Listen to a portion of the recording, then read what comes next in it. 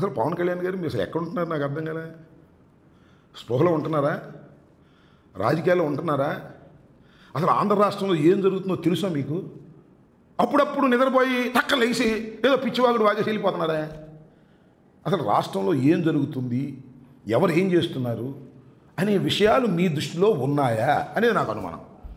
ఎందుకంటే సినిమా డైలాగులు చెప్తే సహించాం. మొన్నటిదాకా నువ్వేం చెప్పావే?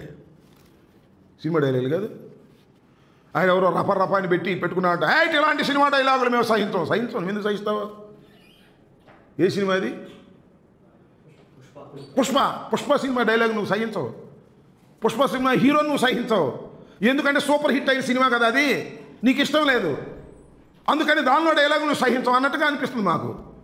నువ్వేమన్నావే? ఎవడు అమాయకుడు పాపం తెలియని ఏదో బోర్డు పట్టుకున్నాడు. నువ్వేమన్నా?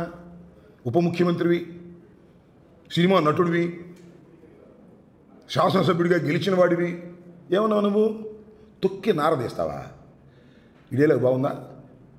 బుద్ధి జ్ఞానం ఉందా నీకు? నువ్వైతే తొక్కి నారదీయచ్చు. ఎవడో అమాయకుడు ఏం మాట్లాడకూడదు. అమాయకుడు మాట్లాడితే అది నువ్వు సహించవు. నువ్వేమో కారు మీద ఎక్కి అపోజిషన్ ఉన్నప్పుడు వీరవిహారం చేయొచ్చు. జగన్మోహన్ రెడ్డి గారు ఊళ్ళో నుంచి బయటికి వెళ్ళడానికి వీల్లేదు. ఏంటి, ఎక్కడున్నావు అసలు? ఏం చేస్తున్నావు నాకు అర్థం కాలే. అసలు కన్సిస్టెంట్గా నువ్వు జరుగుతున్నటువంటి విషయాలు నీకు తెలుసా నేను అడుగుతా ఉన్నా. మీ జిల్లాలో, కాకినాడ జిల్లాలో రైతులు, ధాన్యపు రైతులు డబ్బులు లేక రాక 1000 కోట్లు సుమారుగా రోడ్డు మీద ఎక్కారు. పట్టించుకున్నావా? అది నీ బట్టదు. నీ స్పెషల్ ఫ్లైట్ దొరికితే చాలు హైదరాబాద్ వెళ్ళిపోతావు, షూటింగ్ చేసుకుంటావు, వచ్చేస్తావు.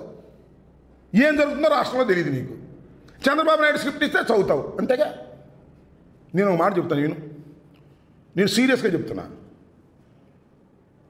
చంద్రబాబు నాయుడు డబ్బులు పంపిస్తుంటే తీసుకోవట్లా నువ్వు? బ్యాగులు లోకేష్ పంపిస్తుంటే నీ ఫీడింగ్ అంతా ఎక్కడి నుంచి వస్తుంది? ఖచ్చితంగా చెప్తున్నా, కాదని చెప్పను.